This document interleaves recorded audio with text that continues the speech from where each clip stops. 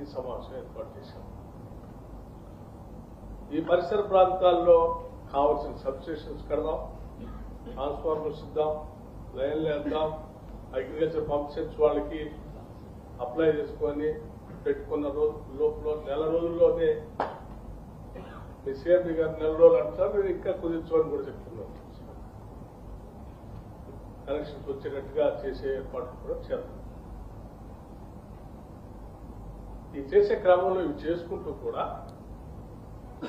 మీ అందరినీ పొలం మాట పట్టమని కూడా చెప్పాం. ఇప్పటికే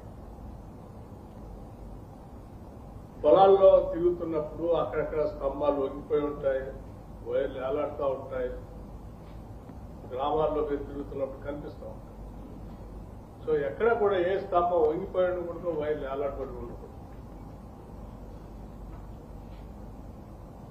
ఇది సీరియస్ గా మనం తీసుకోవాలి. ఎందుకంటే ఆ వైర్లో ప్రవహించే కరెంటు అది అత్యంత ప్రమాదకరమైనది కూడా.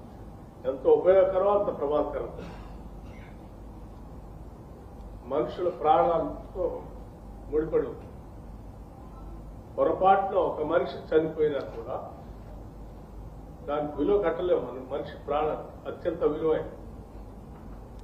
అందుకోసం మనం అత్యంత జాగ్రత్తగా ఉండాల్సిన అవసరం కూడా ఉంది.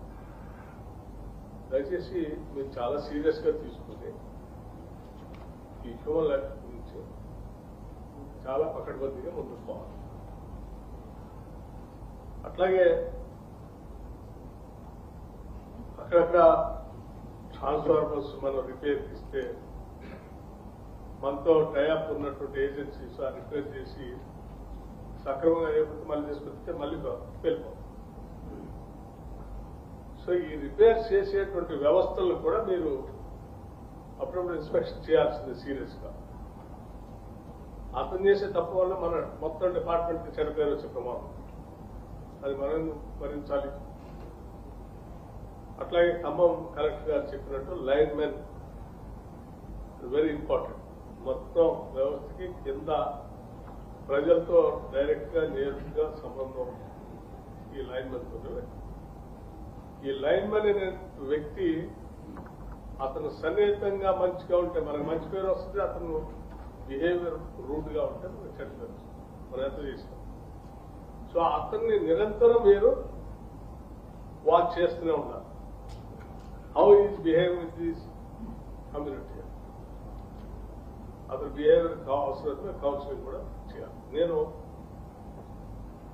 శాఖాపరంగా చాలా మార్పులు వస్తూ ఉన్నాయి. విద్యుత్ పరంగా కూడా చాలా ఎప్పటికప్పుడు నిరంతరం రీసెర్చ్ జరుగుతూ ఉంది. దాంట్లో నుంచి మార్పులు వస్తూ ఉన్నాయి. ఆ వచ్చిన మార్పుల్ని మనం విద్యుత్ శాఖలో పనిచేసేటువంటి ఉద్యోగ వ్యవస్థకు కూడా అందుబాటులో తీసుకుని రావాలి. ఆ మార్పులు మనం ఎప్పుడో 20 సంవత్సరాలు 30 సంవత్సరాలు ఇంజనీరింగ్ చేసి ఉద్యోగాలు జాయిన్ అయితే ఆనాడు ఉన్న టెక్నాలజీతోనే మన ఎక్స్పోజర్ మారుతున్న పరిస్థితికి అనుగుణంగా మనం ఎక్స్పోజ్ కావట్లేదు. ఎక్కడో మన జిల్లాలో పనిచేస్తూ ఉంటాం. ఈ టెక్నాలజీ ఎక్కడో వచ్చింది కొత్తది, దానికి మనకి లింకే లేదు. అందుకోసమే నేను నిన్న రివ్యూ చేసినప్పుడు స్పష్టంగా ఆదేశాలు ఇచ్చాను. ఎనర్జీ శాఖ ఇంజనీరింగ్ వాళ్ళకి ఒక యాస్కి లేకపోతే ఇంకొక అడ్మినిస్ట్రేటివ్ కాలేజ్ ఎట్లా ఉంటుందో మన ఎనర్జీ డిపార్ట్మెంట్ కూడా ఒక స్టాఫ్ కాలేజ్ లాంటి ఒకటి పెట్టండి.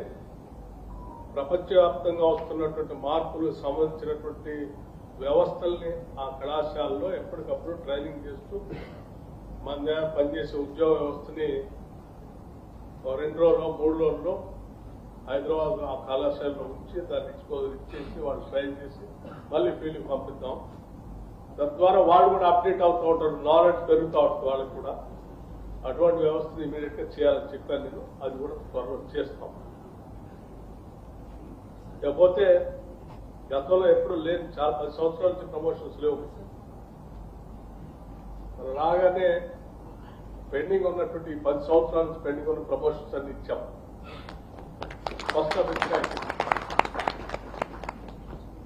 సో నేను మీ అందరికీ అడగకముందే మేమే మాట్లాడుకుని 10 సంవత్సరాల నుంచి ప్రమోషన్స్ లేకపోతే ఎట్లానే ఆలోచన చేసి ప్రమోషన్స్ ఇచ్చాం. ఈ ప్రమోషన్స్ ద్వారా ముందుకొచ్చిన వాళ్ళందరికీ అభినందనలు. ఇంకా అక్కడక్కడ ఖాళీలు ఉంటే వాళ్ళని మేము సంతృప్తిగా చేయలేకపోతున్నాం, వర్క్ లోడ్ పడుతుందని చెప్తే ఆ ఖాళీలు ఉన్నటువంటి ప్లేస్లన్నీ ఇప్పటికే ఐడెంటిఫై చేశాం ఉద్యోగులు.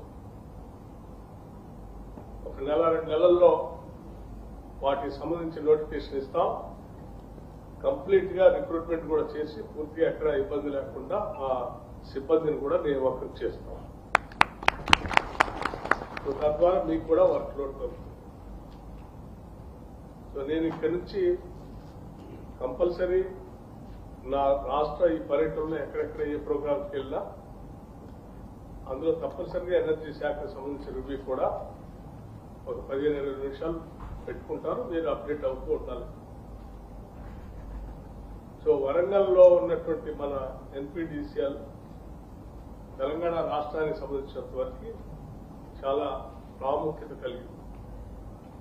అటు ఆదిలాబాద్ నుంచి మొదలు పెడితే ఇక్కడ ఖమ్మం వరకు ఆ గోదావరి నది పరివాహక ప్రాంతం